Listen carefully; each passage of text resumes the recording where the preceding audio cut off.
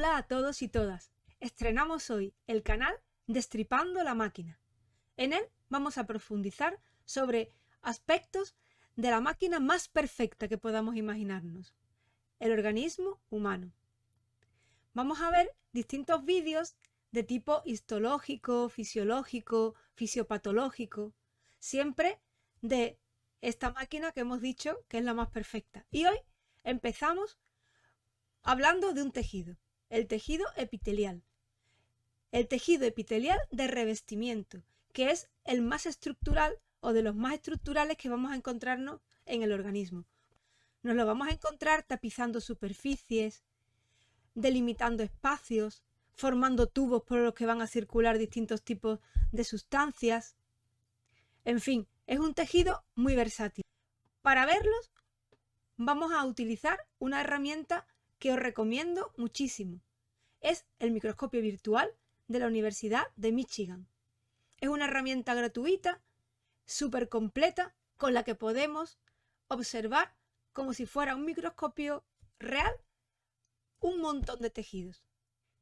Sobre todo a los que sois estudiantes, os recomiendo que después de ver estos vídeos vayáis al microscopio virtual de la Universidad de Michigan y por vosotros mismos experimentéis sobre todo lo que hemos visto en ellos. Abajo, en la descripción, os dejo la dirección web. Y ahora, sin esperar más, vamos a comenzar con el tejido epitelial de revestimiento. Bien, pues utilizando el microscopio virtual vamos a estudiar el tejido epitelial escamoso simple y para ello vamos a localizar un vaso sanguíneo. Lo tenemos aquí.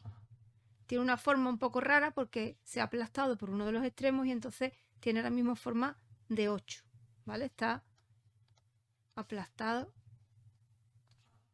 en esta dirección. Bueno, pues lo que nos interesa ver en este vaso sanguíneo es la pared que lo recubre interiormente. En este caso, además, siendo un vaso sanguíneo tan pequeñito, es su única pared, ¿vale? El vaso sanguíneo está delimitado por este epitelio escamoso simple. Si fuera un vaso de mayor calibre, pues este epitelio escamoso simple sería el recubrimiento interior y después tendría otros tejidos que irían formando capas y formarían entre todos la pared más gruesa del vaso. En este caso, como es un vaso pequeñito, el interés que tiene este vaso es que el intercambio entre el interior, la luz del vaso y el exterior, el tejido, sea lo más fácil posible. Y para eso, lo ideal es tener una pared muy fina, que sería nuestro epitelio escamoso simple, que en caso del vaso sanguíneo se llama endotelio. Entonces estamos observando el endotelio.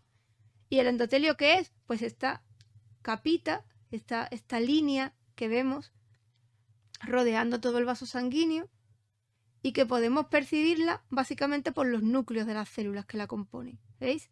Los voy rellenando con el color oscuro. Estos son los núcleos de las células que forman este epitelio, ¿vale? Los que se ven bien. Estos núcleos, que son muy planos, muy finos, muy planitos, lo que nos está diciendo es que las células que componen esta pared, este tabique que es el que delimita el vaso sanguíneo, son células muy, muy, muy planas, muy finas, ¿de acuerdo? Y bueno, este es entonces la descripción y la visualización mediante microscopía del endotelio. Tejido epitelial escamoso simple. Vamos a ver un epitelio escamoso estratificado y su mejor representante es la piel. Entonces vemos aquí un corte de piel. Este sería el exterior y aquí tendríamos todo el borde de la piel, la superficie de la piel, ¿vale? Entonces, ¿dónde estaría aquí el tejido, el epitelio escamoso estratificado? Pues sería todo esto. Este sería su borde.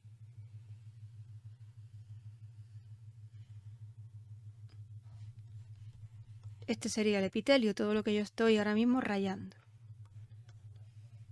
Si os fijáis bien, efectivamente tiene forma de borde. Lo podemos comparar con una especie de muro o muralla que está delimitando el borde de este tejido, su delimitación, su límite con el exterior. ¿De acuerdo? Y bueno, ¿por qué es escamoso estratificado? Pues lo primero, estratificado, pues porque tiene muchas capas de células. Si nos fijamos, ya a diferencia del tejido que habíamos visto antes, no tiene una sola capa de células, tiene muchas capas de células que están ordenadas como si fueran los ladrillos, las hileras de ladrillo de un tabique, ¿vale? O de una muralla. Aunque aquí las podamos ver muy desordenadas, pero realmente estas capas de células están ordenadas, puestas en hileras, unas encima de otras, ¿vale? Y escamoso, porque es escamoso si las células son redondas y aquí las estamos viendo, los núcleos que son redondos. Bueno, pues porque el nombre de escamoso a los tejidos que son estratificados, bueno, el nombre de escamoso o cúbico o el que sea, se le da por su capa más externa. Entonces aquí podemos ver que la capa más exterior de nuestro tejido es efectivamente de células planas. Podemos decir que las células, conforme vamos subiendo hacia la superficie, las células se van aplanando. Y la capa más externa está formada por células escamosas. Bueno, pues esta es la descripción del tejido o del epitelio escamoso estratificado. Seguimos. Y para estudiar el epitelio cúbico simple, nos vamos al riñón. Estamos en corteza renal y vamos a señalar un túbulo renal, ¿vale? Esta es la estructura por la cual circula pues la orina, ¿vale? Cuando se está formando en el proceso de filtración. Bueno, pues lo que quiero que veáis en este túbulo renal es las células que delimitan el tubo. Volvemos otra vez a ver células de epitelio convertidas en elementos estructurales, como elementos de construcción de las estructuras del organismo. Pero en este caso, en lugar de ser un elemento de construcción de forma plana, tendríamos como si fuese unos ladrillos que son cuadrados, cúbicos, teniendo en cuenta que esto es tridimensional, ¿vale? Entonces tenemos una pared construida con elementos cúbicos, en lugar de una pared como la que vimos en el vaso sanguíneo, construida con elementos planos similares a las baldosas. Aquí tendríamos unos elementos cúbicos similares a ladrillos cuadrados que van formando la pared de este tubo. Los núcleos son redondos, son centrales y son un poco los que nos dan un poco la orientación de cómo es la célula alrededor suya. Bueno, pues ya tenemos aquí la descripción del epitelio cúbico simple. Simple, por supuesto, porque solamente hay una capa de células. Seguimos con el epitelio cilíndrico simple y nos vamos a buscarlo al intestino delgado. Tenemos aquí una vellosidad intestinal. Aquí está el exterior, la luz del intestino.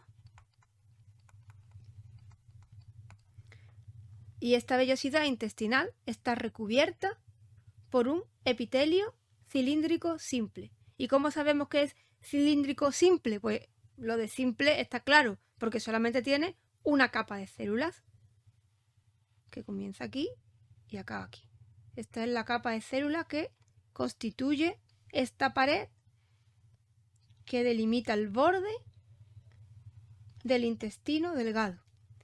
¿Y por qué cilíndrico? Pues porque las células que componen esta pared son células cilíndricas. Si delimitamos siguiendo los núcleos como son las células, vemos que las células son cilíndricas, mucho más largas que anchas. El núcleo es un núcleo ovalado que está situado sobre la base del epitelio. Y entonces, bueno, pues así tenemos todo este epitelio cilíndrico simple rodeando y formando la pared que delimita las vellosidades del intestino delgado. El último epitelio de revestimiento que vamos a ver es el epitelio pseudoestratificado. Este epitelio es prácticamente exclusivo del sistema respiratorio y por tanto lo que vemos aquí es un corte de tráquea. Bueno, si nos fijamos, os marco aquí, rayándolo, cuál sería el epitelio pseudoestratificado. Y claramente volvemos a ver que es una estructura que sirve de borde del tejido. Este sería el exterior, la luz de la tráquea,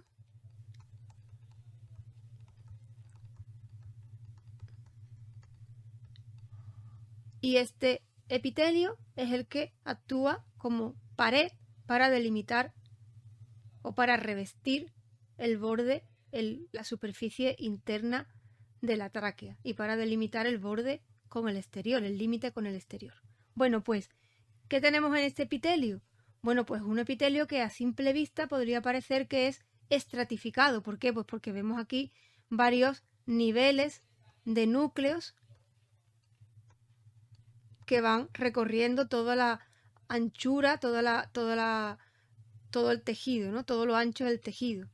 Pero realmente este tejido no es estratificado. ¿Por qué? Pues porque todas las células de una u otra manera están tocando con el borde, con la lámina conjuntiva que delimita por debajo el tejido, ¿no? Tendríamos que las células en este caso serían así. Por ejemplo, todas las células, si os fijáis, están tocando con el borde inferior de este tejido epitelial. Podríamos seguir delimitando las células según su núcleo.